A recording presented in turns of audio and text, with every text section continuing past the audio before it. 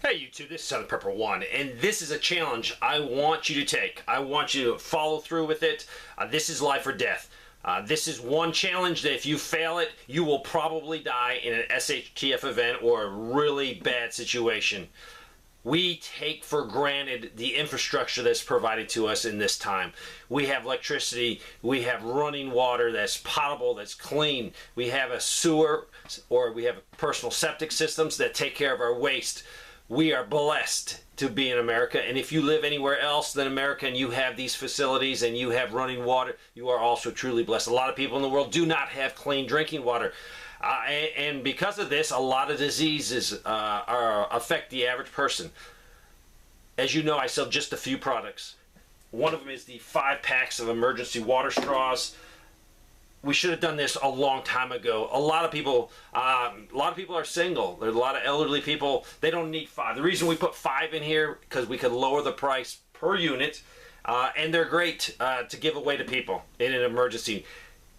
Probably 95, 97% of people are not even thinking about how am I going to clean water in a worst case situation. They don't even think of it.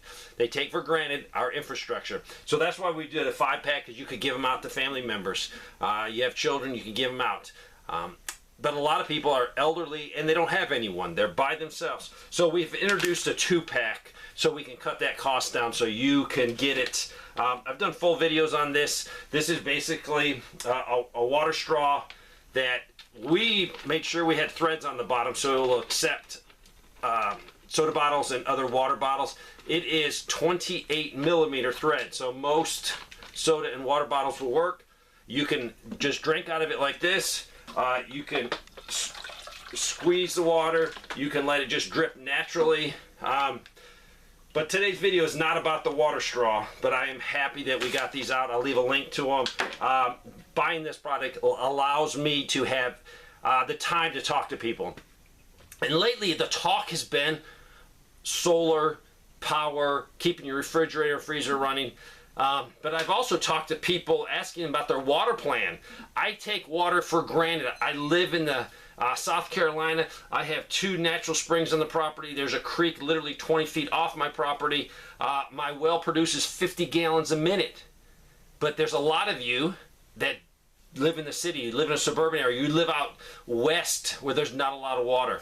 So I'm going to start pushing this because water is more important than you having power. Unless you need a medical device running, people do not have a water plan. Or I talk to them, and if I hear one more person say, oh yeah, I have a creek near my house, I have a river near my house, I have a lake near my house, I have a pond near my house, and I ask them, how close is it? Well, it's about 3 to 4 miles away. That's not a water plan. In a worst case environment, you will not want to leave your house, walk to get water. I'm going to give you a challenge. If you got a family, you need a 5-gallon bucket. I want you to go find some water at a renewable source. Don't say, Dave, it's all in my garage. I got 40 cases of bottled water. Nope. Every ounce of water in your house has been used up. Now it is time to find out if you got a renewable plan. So if you got rain catchment, you know what? I'm going to count rain catchment because it is a renewable plan.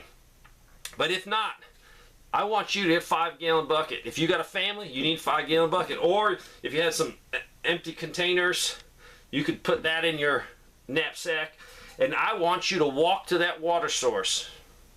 I want you to get the water, put it in whatever container, and then walk home. When you get home and you only have a few of these or one of these, I want you to mentally think that you have to do that every day.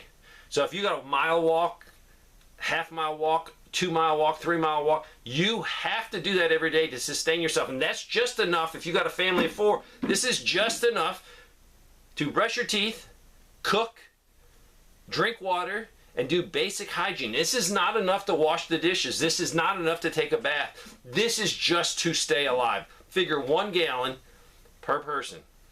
And you got to do this 7 days a week. You're going to get really tired of it. It's going to be physically draining. And the security threat, in a worst case event, you don't want to leave your family and walk get water. Now, some of you might have to do that, but this is why I'm doing this video, to challenge you.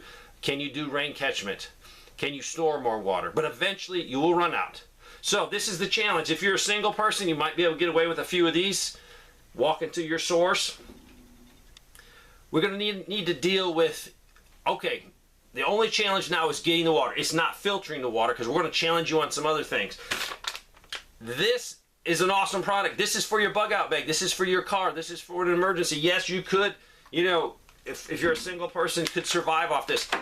I'm going to show you other ways to survive. Yeah, that means I'm not pushing this product as much as I'm going to push some other products. You need a means to purify gallons and gallons of water without effort. Yes, this takes effort. You do have to either squeeze or you can drip it. I mean, it's very possible to do that. But this product is awesome for the purpose. A bug out bag, get home bag, a handout to neighbors that have nothing. But we need to first challenge ourselves. Can we get a 5-gallon bucket home to our house? Can I do that day after day after day with a huge security risk doing it? If you're single, a couple of these would work. That's your challenge. Next couple of days, work out the plan. Just don't say, yeah, I can do it. I want you to walk it. If you say, Dave, I can't walk it, then drive it. I want you to experience that for a couple of days. Drive into that lake, getting water, putting it in your car, figuring out how you can get home with it. You might need a top, because if you go around a bunch of curves, it's going to slop out. Or you're going to need 3 or 4 buckets. Now you're cheating if you're using a car, because we might not have fuel. You might not be able to drive. Now you might be able to use a wheelbarrow. It might be a little bit weird walking down the road with a wheelbarrow with a couple 5 gallons in it. So, you know, you have to gauge your area. Can I do it, or do I just walk and, you know, simulate I'm pushing a wheelbarrow? But I guarantee you, after 3 or 4 days of doing this, you will say, this bottom line sucks. I need a better plan. And that's the point, because I'm talking to people and their plans are not solid. Their solid plan is, hey, I got cases of bottled water. Some of these videos I'm going to show you is how to use a tarp and collect lots of water.